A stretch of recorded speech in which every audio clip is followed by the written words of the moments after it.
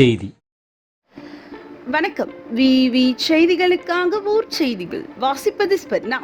தமிழக அரசு சமூக நலன் மற்றும் மகளிர் உரிமைத்துறை சார்பில் அரசு பள்ளியில் பயின்ற மாணவிகள் புதுமை பெண் திட்டத்தில் மாதம் 1000 பெற்று வரும் நிலையில் மேலும் இத்திட்டம் விரிவாக்கம் செய்யும் வகையில் அரசு உதவி பெறும் பள்ளிகளில் 6ஆம் வகுப்பு முதல் 12ஆம் வகுப்பு வரை தமிழ் வழி கல்வியில் பயிலும் மாணவிகளுக்கும் மாதம் 1000 வழங்கும் புதுமை பெண் திட்டம் தமிழக முதல்வரால் இன்று துவங்கப்பட்டது.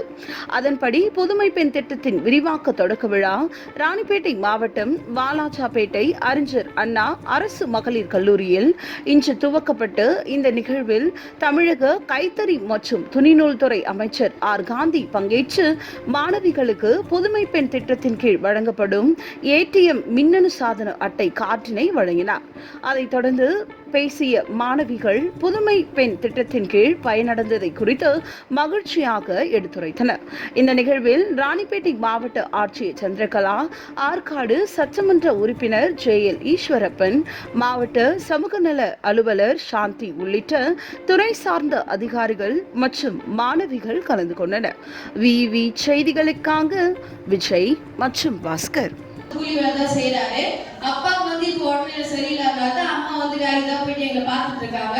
இந்த புதுமை பெண் திட்டத்தின் மூலமா நான் மாதந்தோறும் 1000 ரூபாய் வந்து 3 வருஷமா வாங்கிட்டு இருக்கேன்.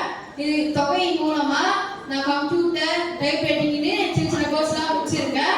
இத்திட்டத்தின் மூலமா நான் படிப்புக்கு தேவையான புத்தகங்களை வாங்குவதற்கும் பேருந்து செலவுக்கும் எனக்கு ரொம்ப யூஸ்ஃபுல்லா இருக்கு. இத்திட்டத்தை கொண்டு வந்த தமிழக மாண்புமிகு முதலமைச்சர் ஐயா அவர்களுக்கும் தமிழக அரசுக்கும் என்னோட நன்றியை நான் தெரிவித்துக் கொள்கிறேன். நன்றி.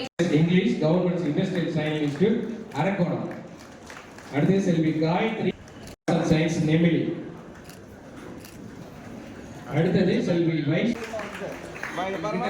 பாருங்க.